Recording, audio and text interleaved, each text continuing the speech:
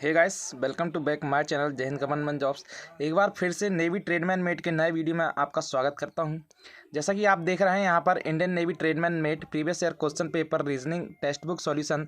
तो मैं ये जो रीजनिंग का क्वेश्चन पेपर लेके आया हूँ, ये टेक्स्ट बुक ने अपनी जो टेस्ट सीरीज़ है जिसको कुछ लोग परचेस नहीं कर पाते हैं, जैसा कि मैंने अपने पिछले वीडियो में बताया भी था कि मैं आपके लिए जो नेक्स्ट क्वेश्चन पेपर लेके आना हूँ प्रीवियस ईयर क्वेश्चन पेपर, तो वो कहाँ से लेके आने वाला हूँ और कितना आपके लिए वो महत्वपूर्ण एंड ज़रूरी है। तो महाराष्ट्र जोन वाले के अभी एग्ज़ाम नहीं हुए हैं, तो महाराष्ट्र जोन वाले के लिए बहुत खास है और 100% से 75% गारंटी है कि ये सेम पैटर्न आपको देखने का मिलेगा, क्योंकि ये टेक्स्ट बुक का है। तो टेक्स्ट बुक आप देख सकते हैं, टेक्स्ट बुक पूरी भारत में टॉप में है।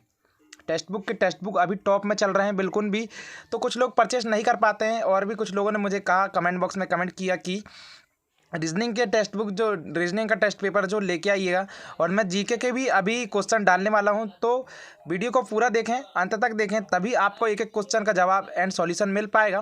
और हर एक क्वेश्चन को अच्छे से देखिएगा साथियों।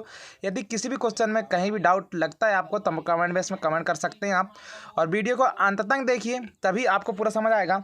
और एक बात बता दूं, अभी आपने मेरे चैनल को सब्सक्राइब नहीं किया है तो चैनल को सब्सक्राइब कर लें, और नए हैं तो बेल आइकन को प्रेस ऑल में ज़रूर कर लें, क्योंकि इससे वीडियो का नोटिफिकेशन आप तक पहुंचता रहेगा। और वीडियो को ज़्यादा से ज़्यादा शेयर करें एंड लाइक करना बिल्कुल भी ना भूलें। तो चलते हैं साथियों। जैसा कि मैंने एक पीडीएफ बनाई हुई है, तो मैं उस पीडीएफ को आपको लेकर चलता हूँ और वहाँ से हम उसको सॉल्यूशन सहित में आपको पूरा एक एक स्टेप बाय स्टेप पूरी बताता हूँ। जैसा कि आप देख रहे हैं, मैं रीजनिंग के फर्स्ट क्वेश्चन में आ गया हूं। मैंने ऊपर का यहाँ पर से क्रॉप कर दिया है। मैंने जितने क्वेश्चन में एक एक क्वेश्चन में टाइम लिया है वो टाइम यहाँ पर दिया हुआ है, और मैंने सारा क्वेश्चन करके आपके लिए लेके आया हूँ सॉल्यूशन। तो यहाँ पर क्या बोल रहे हैं, चलिए फर्स्ट क्वेश्चन से स्टार्ट करते हैं। तो क्या बोल रहा है कि केशव दक्षिण की ओर 12 किलोमीटर चलता है और बाईं ओर मुड़ता है, और फिर 25 किलोमीटर चलता है और दाईं ओर मुड़ता है, और 10 किलोमीटर चलता है, वह अपने प्रारंभ बिंदु से किस दिशा में है। तो मैं आपको बताता हूँ कि आपको दिशा कैसे मानने हैं। आपको ये उत्तर मानना है, ऊपर साइड, नीचे साइड दक्षिण मानना है, और इधर साइड पूर्व मानना है, और इधर साइड पश्चिम मानना है। तो ये आपका हो गया दिशा। अब क्या बोल रहा है वो कि हम यहाँ पर इसको डॉट मान लेते हैं, बीच में मान लेते हैं एकदम। केशव दक्षिण की ओर 15 किलोमीटर, तो दक्षिण की ओर नीचे आएगा, नीचे 15 किलोमीटर चला इनने, और फिर दाईं ओर, अब वो इस तरफ मुंह करके खड़ा है। यदि आप इस तरफ मुंह करके खड़े हैं तो आपका दाएं क्या होगा, दाएं इधर साइड होगा, आपका इधर साइड। तो अब वो दाईं ओर चलता है, फिर कितना किलोमीटर, 25 किलोमीटर। 15 किलोमीटर नीचे दक्षिण में आने के बाद वो दाएं ओर 25 किलोमीटर चलता है। जैसे ही आप फिर इधर साइड मुंह करके खड़े होंगे तो आपका दायां, फिर वह दाईं ओर मुड़ता है, 10 किलोमीटर चलता है। तो फिर दाईं ओर मुड़कर 10 किलोमीटर चलता है, 10 किलोमीटर यहाँ कहीं पहुँचेगा। तो यहाँ कहीं वो 10 किलोमीटर में पहुँचने वाला है। और बिंदु कैसा है, ऐसा, ये दिशा चारों ये हो गई इसकी दिशा। तो आप देख सकते हैं उनने क्या बोला है कि अपने प्रारंभिक बिंदु से किस दिशा में है। तो ये हो गई उत्तर, ये दक्षिण, ये पश्चिम, ये पूर्व। तो यहाँ आती है पश्चिम दक्षिण, दक्षिण पश्चिम, यहाँ पर दक्षिण पूर्व, यहाँ पर आता है पूर्व उत्तर, उत्तर पूर्व, यहाँ पर आता है उत्तर पश्चिम। तो आपको जो बताया कि यहाँ पर से आप बीच से देख सकते हैं, ना ही वो इस दिशा में है ना ही वो इस दिशा में है। तो आपको यहाँ से इस वाली दिशा में आपको दिख रहा है। तो यहाँ पर क्या आएगा, यहाँ पर इसका आंसर आएगा दक्षिण पश्चिम। जो फर्स्ट ऑप्शन में है उसका आंसर दक्षिण पश्चिम आने वाला है। आप यहाँ पर भी रख के देख सकते हैं, वो इस दिशा में इस कॉर्नर में जा रहा है, तो यहाँ कहीं खड़ा हुआ है, यहाँ पर बीच में। तो आपको फर्स्ट आंसर अपना देना है दक्षिण पश्चिम में, वो खड़ा रहेगा। तो आपका जो फर्स्ट ऑप्शन बिल्कुल भी सही हो जाएगा। चलते हैं नेक्स्ट क्वेश्चन की ओर। क्या बोलता है, अनुसरण करता है, ये कथन निष्कर्ष का क्वेश्चन है। तो कुछ बोला है कुछ गाजर लाल हैं, तो यहाँ पर कुछ गाजर जो है ये गाजर हो गई, गाजर हरी होती हैं यहाँ पर, और कुछ गाजर जो कैसी हैं, लाल हैं, तो मैं उनको लाल कर देता हूँ। थोड़ी सी लाल गाजर हैं, ये लाल हो गई। अब क्या बोला है, सभी लाल रंग हैं, सभी जो जितने हैं सभी जो है लाल रंग हैं। यहाँ पर आप देख सकते हैं सभी किसके लिए, लाल रंग के लिए। ये जो सभी जो गाजर हैं वो लाल हैं, लेकिन जो सभी लाल हैं वो क्या है, रंग हैं। अब रंग कोई भी हो सकता है, नीला, हरा, पीला, तो मैं इसको दूसरा रंग ले लेता हूँ। ये सभी जो हैं, जितने सभी आ रहे हैं, इतने सभी वो क्या है, एक रंग है। तो ये रंग के अंदर आ गया। अब इन्होंने बोला क्या है, इन्होंने बोला क्या है मैं आपको बताता हूँ। तो निष्कर्ष बोल रहा है कि कुछ रंग जो हैं गाजर हैं और कोई गाजर रंग नहीं है। तो हम पहला निष्कर्ष देखते हैं कि कुछ गाजर हैं यहाँ पर की जितनी गाजर हैं कुछ जितनी गाजर यहाँ पर आप देख सकते हैं, यहाँ पर जो बीच में गाजर आ रही हैं वो रंग हैं। हाँ सही बात है, रंग है। पहला ऑप्शन तो सही हो जाएगा कि कुछ गाजर जो है रंग है लेकिन कुछ जो है नहीं है। अब क्या बोला, कोई गाजर रंग नहीं है, गलत बात। जबकि कुछ तो हैं, जो कुछ यहाँ पर की जितनी आ रही हैं लाल रंग और लाल के अंदर जो रंग आ रही है उतनी गाजर तो रंग है। यहाँ पर इन्होंने बोला है कि कोई गाजर रंग नहीं है, तो आपका सेकंड ऑप्शन क्या हो जाएगा, गलत। तो यहाँ पर से क्या बोल रहा है, केवल एक अनुसरण करता है, केवल दो अनुसरण करता है, या तो एक या तो फिर दो या कोई भी नहीं। तो यहाँ पर आंसर आपका आ जाएगा 1 नंबर का, केवल एक अनुसरण आपका करता है। चलते हैं नेक्स्ट क्वेश्चन की ओर। अब आपको यहाँ पर बोला है 31 दिसंबर 1999 को यदि शुक्रवार था तो आपको 1 अप्रैल 2004 को कौन सा दिन होगा। तो साथियों इसके तरीके दो हैं करने के। एक तो यदि आपको कोडिंग याद है तो आप कोडिंग कर सकते हैं, या फिर ईयर बाय ईयर आप बढ़ सकते हैं, और मंथली आपके जो भी जितने भी डेज बचते हैं लास्ट में, जो भी शेष दिन बचते हैं आप उनको गिनकर कर सकते हैं। तो मैं शेष दिन को ही गिन के करने वाला हूँ। तो आप देख सकते हैं 31 दिसंबर 1999 मतलब 2001। तो जो 31 दिसंबर 2001 होगा, सन 2000 होगा, वो लीप वर्ष है। और लीप वर्ष में क्या होते हैं, 2 दिन बढ़ जाते हैं। तो मैं यहाँ पर 2 प्लस ले लेता हूँ। यदि आप एक वर्ष से 2 वर्ष में दूसरे वर्ष में जा रहे हैं और यदि फरवरी आपकी 29 की पड़ रही है, 28 की जगह 29 की पड़ रही है, तो आपका जो वर्ष है वो 2 दिन उसमें बढ़ जाते हैं।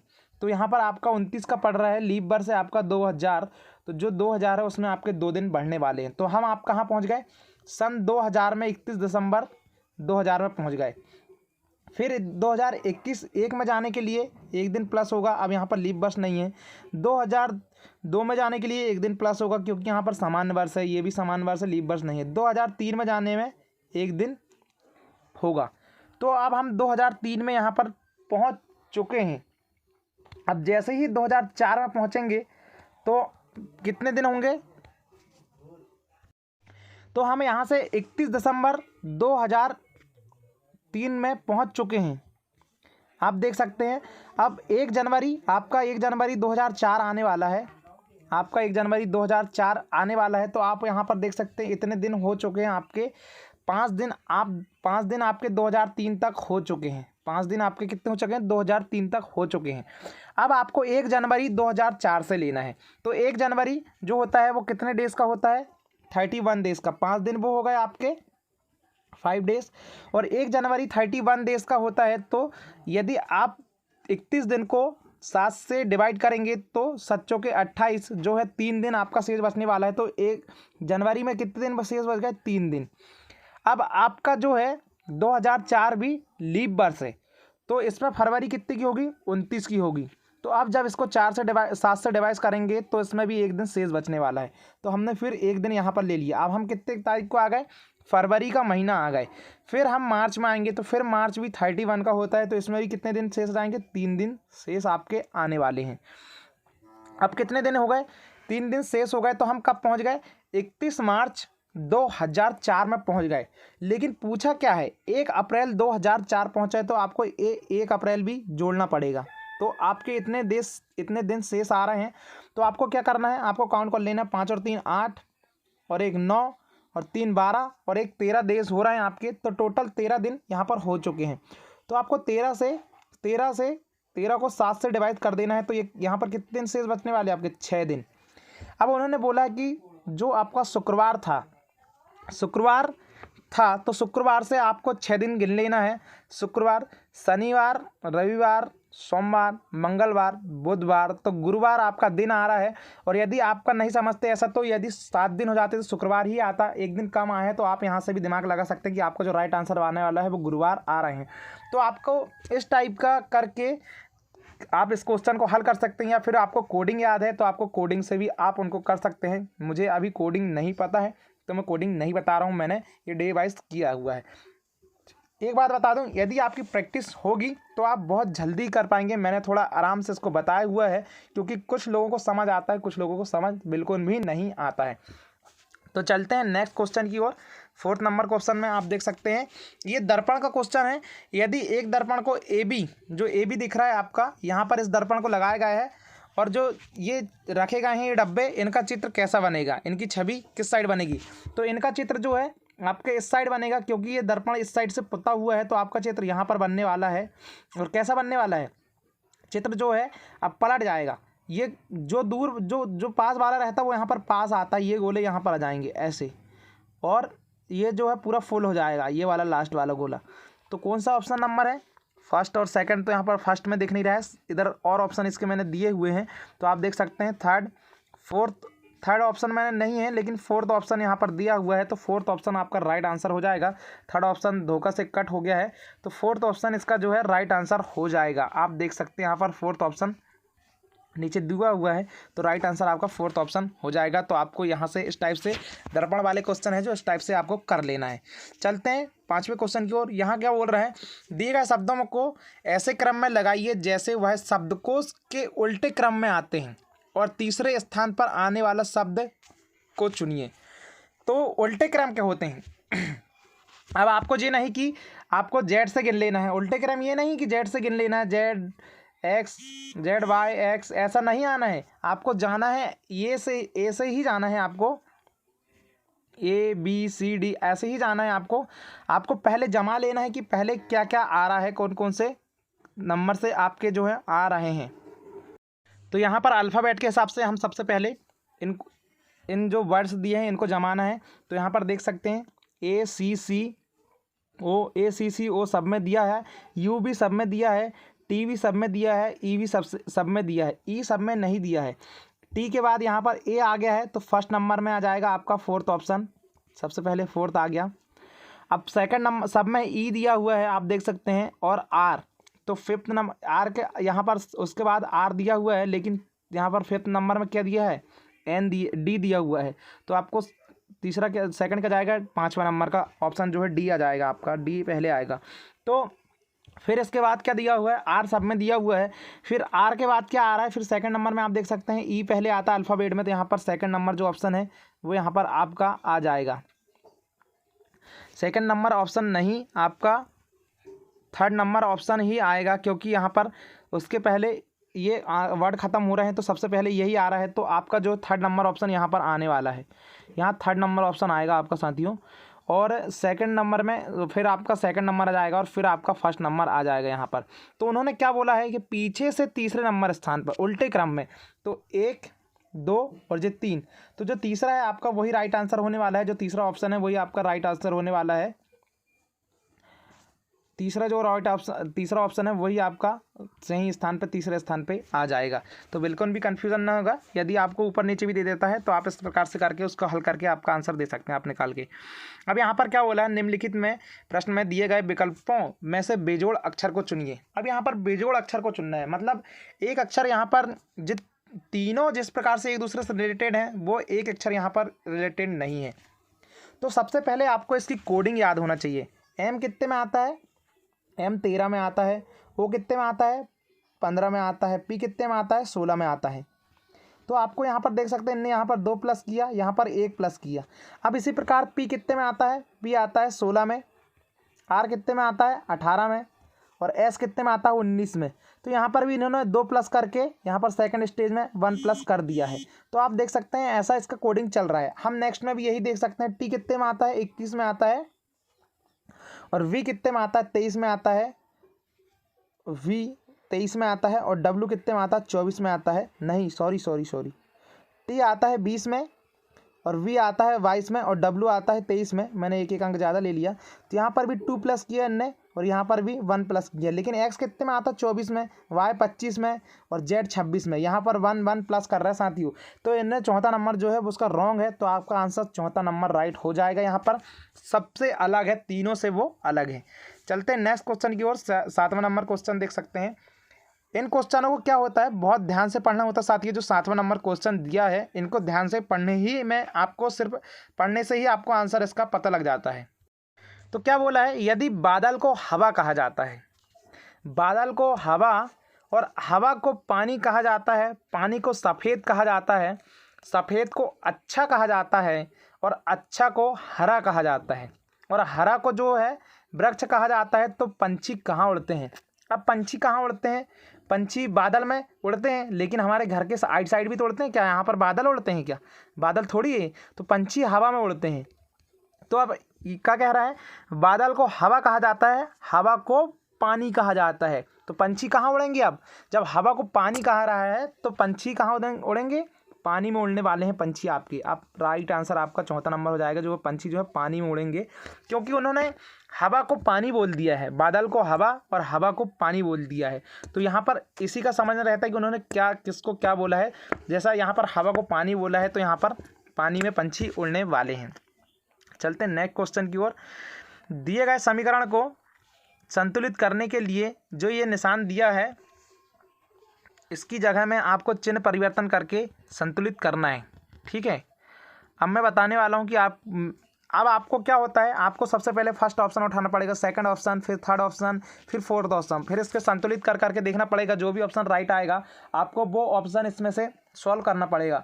तो मैं ऐसा नहीं कर रहा हूँ, मैं आपको डायरेक्ट उठा के बता रहा हूँ कि कौन सा ऑप्शन इसमें लगने वाला सही। तो मैं टाइम वेस्ट ना करते हुए डायरेक्ट ऑप्शन से करने वाला हूँ। तो यहाँ पर जो है इसका हम देख लेते हैं। सबसे पहले सेकंड ऑप्शन उठा के देख लेते हैं, फिर थर्ड उठा लेंगे, फिर फर्स्ट उठा लेंगे, फिर फोर्थ उठा लेंगे। यदि सेकंड ऑप्शन नहीं बैठा, फिर थर्ड भी नहीं बैठा, फोर्थ नहीं बैठा, तो 1 नंबर ऑप्शन आपका बैठ जाएगा। तो हम उठा लेते हैं 70। इसकी जगह में क्या रखना है आपको, सबसे पहले भागित 5 बराबर गुणा 5 बराबर 2 गुणा यहाँ पर 7 आएगा। तो आप यहाँ पर देख सकते हैं 70 भागित, तो यहाँ पर जो कट जाएगा, 7 एकम 7 हो गया, बचा यहाँ से 2, कितना होगा 20, 5 चौके 20, यहाँ पर हो जाएगा 4 14 हो जाएगा। और आप देख सकते हैं यहाँ पर 2 गुणी 7 भी कितना हो रहा है, 14 हो रहा है। तो 14 बराबर 14 आ रहा है। तो ये जो ऑप्शन सेकंड नंबर का ये आपका राइट आंसर होगा। ये बिल्कुल चिन्ह, उनकी जो चिन्ह दिया है उसकी जगह में बिल्कुल फिट होने वाले हैं, एकदम संतुलित कर रहे हैं समीकरण को। तो चलते हैं नेक्स्ट क्वेश्चन की ओर। दिए गए विकल्प को क्या करना है, संख्या को संबंधित, जिस प्रकार से 17 102 से संबंधित है उसी प्रकार से 23 किस प्रकार संबंधित है। तो आपको यहाँ पर लॉजिक लगाना होगा कि 17 102 से किस प्रकार संबंधित है, इनने क्या गुणा किया, क्या प्लस किया, क्या जोड़ा, क्या घटाया, ये सारी चीज़ देखना है आपको। क्या वर्ग करके घटाया है, क्या जोड़ के बहुत सारा लॉजिक यहाँ पर लगाया जाता है। तो मैं यहाँ पर बता देता हूँ कि मैंने जो लॉजिक लगाया हुआ है, इनने 17 छिक्के 102, 6 का गुणा करके यहाँ पर 102 6 बनाया हुआ है। तो 17 छिक्के 102 यहाँ पर हो रहा है। और आपका जो आंसर है, आप जैसे ही 23 में 6 का गुणा करेंगे तो आपका हो जाएगा 23 छिंग 20 छिक्के कितने होते हैं, 20 छिक्के आपके होते हैं 120 और 6 3 18। तो 120 और 18 कितने जाएंगे, 138 आपका राइट आंसर यहाँ पर होने वाला है। सेकंड नंबर ऑप्शन जो है विल बी करेक्ट आंसर, आपका सेकंड नंबर ऑप्शन होने वाला है। इस टाइप से आपको यहाँ पर से एक दूसरे से रिलेट करके देख लेना है। चलते हैं नेक्स्ट क्वेश्चन की ओर। दीपक को याद, बहुत इजी क्वेश्चन ये तो, दीपक को याद है कि उसकी परीक्षा 23 दिसंबर के बाद 23 के बाद 24 25 26 कभी भी हो सकती है। लेकिन उसकी माता को याद है कि 25 दिसंबर के पहले, तो 23 और 25 के बीच में क्या आ रहा है 24। तो राइट आंसर आपका 24 हो जाएगा। एक ही डेट तो आ रही है, 24 दिसंबर को उसका परीक्षा रहेगा। चलते नेक्स्ट क्वेश्चन की ओर। 11वां नंबर क्वेश्चन, निम्नलिखित में से कौन सा अव्यवस्थित शब्द कंप्यूटर के लिए हानिकारक है। ये शब्द जो हैं सभी कंप्यूटर के एक कुछ ना कुछ आप यहाँ पर बनेंगे इन शब्द से। जैसा कि मैं आपको बताता हूँ, इसका सबसे पहला हानिकारक है बोल रहा है, और वो कंप्यूटर के लिए क्या हानिकारक है, नहीं है थ्रेड नहीं है, हानिकारक नहीं है। तो इससे क्या बनेगा, वायरस बनेगा। यहाँ पर आप देख सकते हैं वायरस बनने वाला है। यहाँ पर वायरस, यहाँ पर से स्पैम, जो कंप्यूटर के ये पार्ट्स होते हैं कुछ ना कुछ काम आते हैं, स्पैम। और यहाँ पर से बनने वाला है वारमेल। तो सही लिखा हुआ है, ये राइट लिखा हुआ है।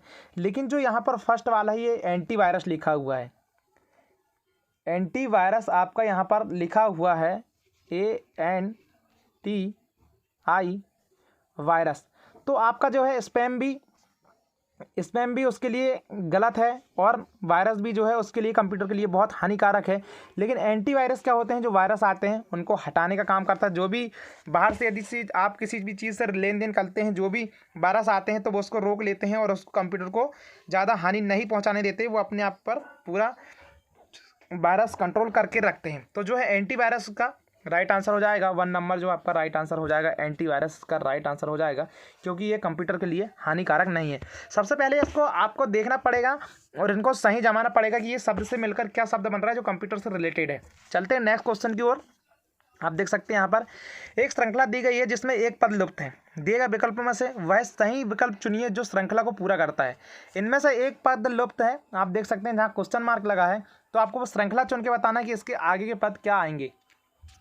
तो जैसा कि आप यहाँ देख सकते हैं एल एम, एल कितने में आता है, एल 12 में आता है, एम कितने में आता है, 13 में आता है। तो यहाँ पर 12 13, फिर कितने का गैप, 13, 2 का गैप यहाँ पर होने वाला है। आप देख सकते हैं एन और ओ, यहाँ पर 2 प्लस किया है, एम एन छोड़ दिया है और ओ में चला गया है तो +2 कर दिए इनने।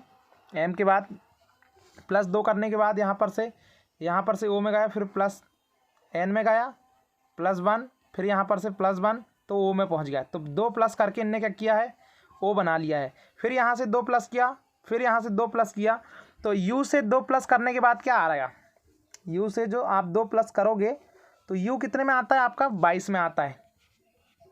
वी आता है आपका कितने में आता है, वी आपका यू जो है आपका 21 में आता है और वी जो है आपका 22 में आता है। तो इनने यहाँ पर किया है 1 प्लस 2 प्लस 2 प्लस फिर 1 प्लस 2 प्लस फिर 1 प्लस यहाँ पर करते गए हैं। तो इसके बाद आपका जो है 2 + 1 ने किया है। वी के बाद आप जब 2 प्लस करोगे तो आप 24 में पहुँच जाओगे। 24 में क्या आएगा आपका एक्स, और फिर यहाँ से 1 प्लस करोगे 24 में तो आप 25 में पहुँच जाओगे। तो आपका राइट आंसर एक्स वाई यहाँ पर होने वाला है। 3rd नंबर क्वेश्चन आपका राइट आंसर होने वाला है। साथियों जो भी है यहाँ पर कोडिंग यदि जल्दी समझ पाते हैं तो ठीक रहता है, नहीं तो फिर ये कोडिंग जो है बहुत ज़्यादा टाइम खा लेती है। तो आपको इनको थोड़ा सा ज़्यादा प्रिपेयर करके जाना है। और जो भी है जैसा कि इनकी सारी कोडिंग याद करके जाना है, एन कितने में आता है, एल कितने में आता है, ओ कितने में आता है, आर कितने में आता है, सारी कोडिंग आपको याद करना चाहिए। और इनके नेगेटिव मतलब उल्टे वर्ड्स भी याद करने जाना है कि एल का क्या उल्टा होता है, एन का क्या उल्टा है, ये सारा कुछ आपको याद करके जाना। चलते हैं नेक्स्ट क्वेश्चन की ओर। निम्नलिखित प्रश्नों में से दिए गए विकल्पों में बेजोड़ शब्द चुनिए। अब यहाँ पर से बेजोड़ क्या है, विद्यालय, मजदूर, चालक, बैरा। बैरा क्या होता है, बैरा क्या होता है आपको पता है बैरा क्या होता है? बैरा एक काम करने वाला ही आदमी होता है, और जो चालक होता है वो भी एक आदमी होता है, मजदूर होता है वो भी एक आदमी होता है। बैरा, चालक, आदमी, एक मजदूर एक दूसरे से संबंधित है, लेकिन विद्यालय आदमी थोड़ी होता है, वहाँ तो लोग पढ़ने के लिए जाते हैं। तो जो गलत मतलब जो बेजोड़ है, 3 से अलग है, वो आपका विद्यालय आ जाएगा। तो चलते हैं आगे। फिर आ गया निम्नलिखित प्रश्न में से 2 संख्याओं को परस्पर बदल दीजिए और फिर समीकरण को संतुलित करके बताइए। आपको 2 संख्याएं दी हैं 6 9, 3 6, 6 2 और 6 5। यहाँ पर आपको एक दूसरे से बदलना है और उनको संतुलित करना है। जैसे ही आप ये 2 शब्द को बदलेंगे तो आपका 31 के बराबर वहाँ पर आना चाहिए। तो मैं यहाँ पर सबसे पहले उठा लेता हूँ 3rd नंबर ऑप्शन यहाँ पर उठा रहा हूँ, 3rd से देख रहा हूँ, क्योंकि आपको हर एक ऑप्शन यहाँ पर उठा के देखना पड़ेगा, तभी ही आपका कुछ हो पाएगा, नहीं तो यहाँ पर दिक्कत आपको बनने वाली है। तो मैं सबसे पहले यहाँ पर 3rd नंबर क्वेश्चन उठा लेता हूँ। 28 प्लस 6 की जगह में आपको 2 रखना है, गुणा 9 भागित 3 गुणित 8, और यहाँ पर भाग की जगह 2 की जगह में क्या रखना है, 6 - 5। आपको देख सकते हैं आप यहाँ पर। तो सबसे पहले आपको हल क्या करना पड़ेगा, यहाँ पर से जो है आपको भाग हल करना पड़ेगा। तो यहाँ पर से ये 3 बार कट जाएगा, फिर इसके बाद यहाँ पर से ये कट जाएगा कितने बार, 6 से काटेंगे तो 2 से काट देते, 3 बार, यहाँ से 2 से कट जाएगा 4 बार। तो आपको यहाँ पर से लिख लेना है 28 प्लस 2 इंटू 3 इंटू, अब यहाँ से आप देख सकते हैं इसको बटे में हम लिख लेते हैं, 4/3 लिख लें तो कोई दिक्कत जाने वाली नहीं है।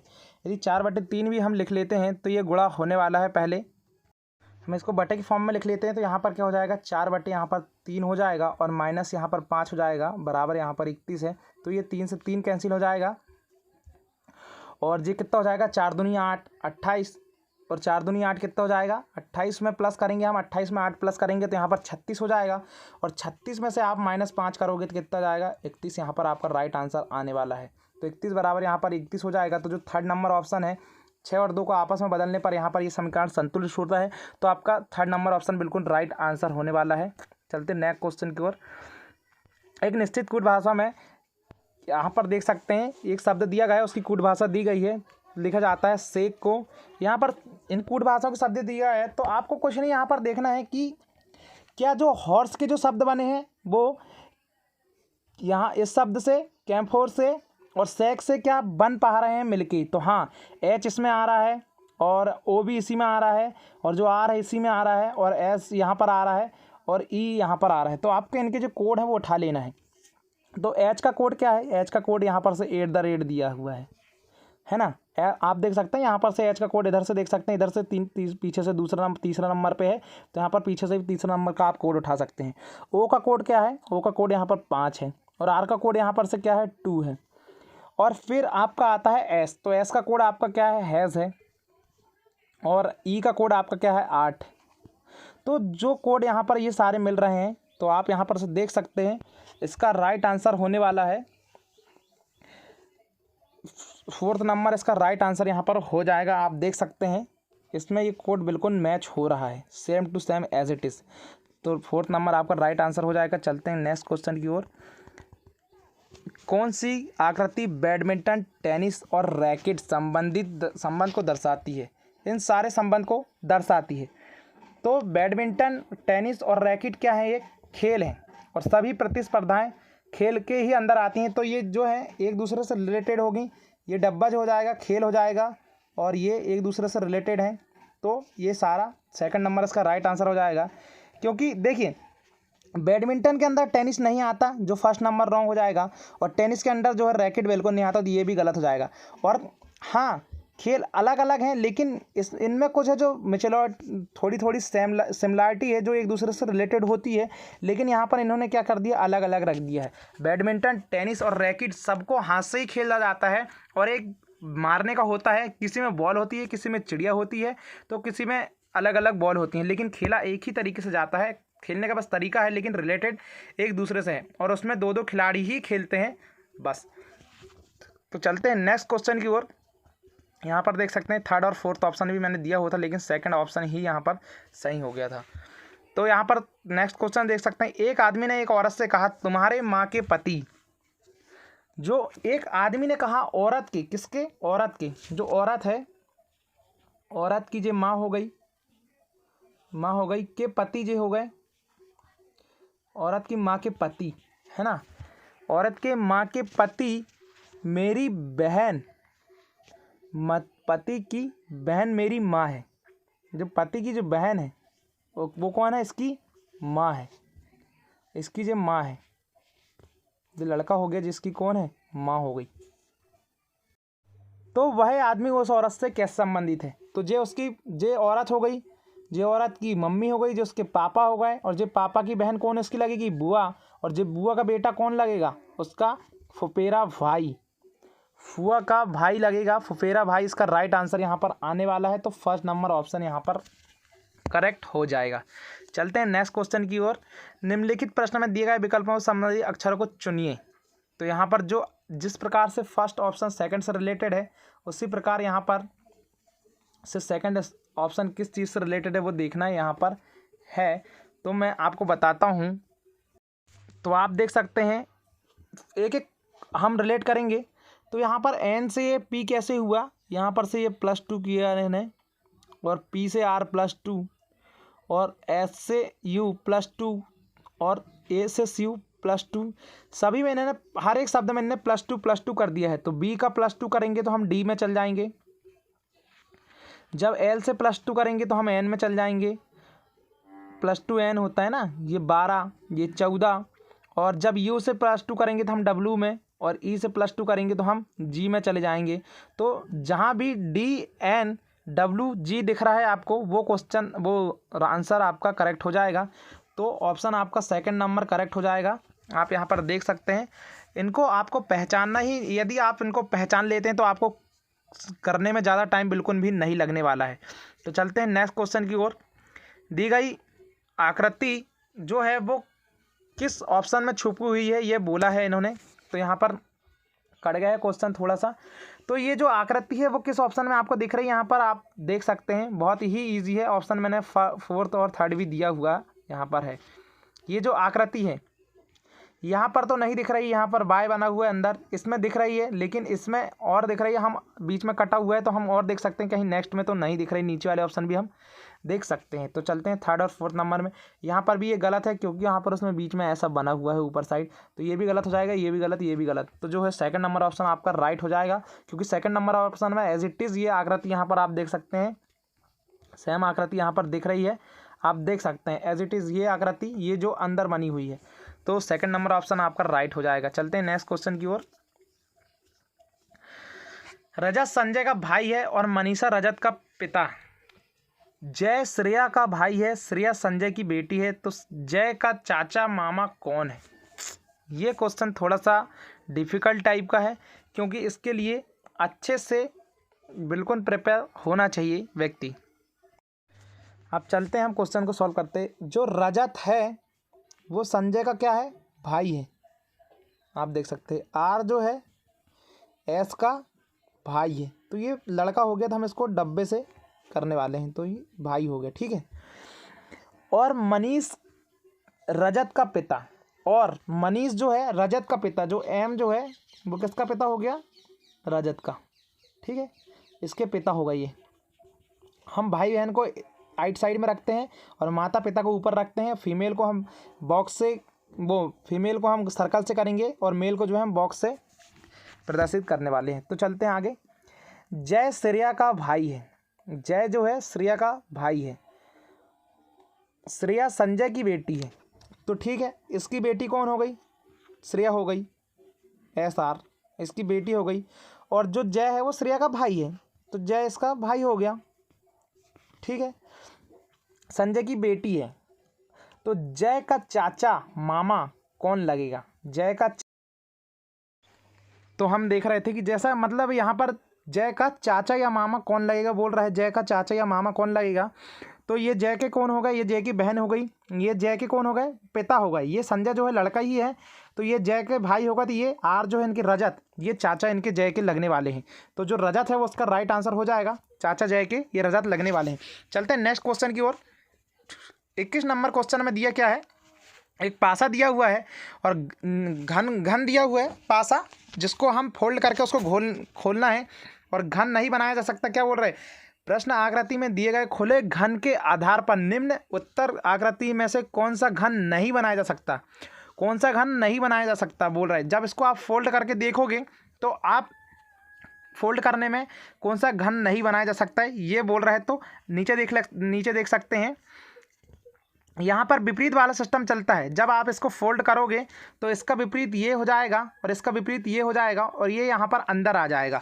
तो जब आप फोल्ड करोगे तो ये घन तो बन सकता है, ये डब्बा आ जाएगा। ये सेकंड वाला घन भी बन सकता है, क्योंकि यहाँ पर भी ये आ जाएगा, सेकंड वाला घन भी बन सकता है। थर्ड नंबर का घन बिल्कुल थर्ड नंबर का घन बनेगा या नहीं वो देखते हैं हम। ये थर्ड वाला जो है वो भी बन जाएगा, क्योंकि जो विपरीत भुजाएं हैं वो एक दूसरे के बगल नहीं हो सकती। जो इसके सामने की विपरीत भुजा है वो यहाँ पर नहीं आ सकती, साइड में नहीं आ सकती, इसके विपरीत ही आएगी। तो आप यदि पासा का कॉन्सेप्ट आपको पता नहीं तो आप पासा का कॉन्सेप्ट देख सकते हैं। मैं नीचे चलता हूँ। थर्ड नंबर को घन भी बन जाएगा, लेकिन फोर्थ नंबर घन नहीं बनेगा, क्योंकि आप देख सकते हैं घन पासा की साइड की यहाँ पर एक विपरीत भुजा आ रही है, आप देख सकते हैं, क्योंकि यहाँ पर एक विपरीत भुजा आ रही है। अच्छे से देखिए, ये जो है इसके साइड में है, क्योंकि ये विपरीत नहीं है इसकी, ये साइड वाली भुजा है, तो यहाँ पर साइड वाली भुजा आ रही है, लेकिन इसके विपरीत वाली भुजा आना चाहिए। तो ये चौथा नंबर जो ऑप्शन है वो घन नहीं बनेगा, इसका घन बिल्कुल भी नहीं बनने वाला है। घन साइड वाली भुजा इसमें आ रही है, तो घन इसका नहीं बनेगा। चलते नेक्स्ट क्वेश्चन की ओर। यहाँ पर डिब्बा आ रहा है, आप देख सकते हैं, नीचे वाली जो भुजा है वो आ रही है, आप यहाँ पर देख सकते हैं। इसके साथ ये नीचे वाली भुजा आ रही है राइट में, आप देख सकते हैं ये साइड में जो इसके विपरीत में भुजा ये नहीं आ सकती, साइड वाली भुजा बिल्कुल भी नहीं आ सकती। तो 4th नंबर का घन जो है बिल्कुल भी संभव नहीं है यहाँ पर बनना। चलते हैं नेक्स्ट क्वेश्चन की ओर। आप देख सकते हैं निम्नलिखित प्रश्न में दी गई श्रृंखला में से लुप्त पद को चुनिए। लुप्त संख्या को चुनना है आपको। तो लुप्त संख्या हम देख सकते हैं कि लुप्त संख्या क्या होने वाली है। इनने यहाँ पर क्या किया हुआ है, 1912 से इनने 2012 कैसे बना लिया। तो समथिंग आप यहाँ पर समझते होंगे। यहाँ पर 100 इंक्रीज़ हुआ है, 100 इंक्रीज़ हुआ है।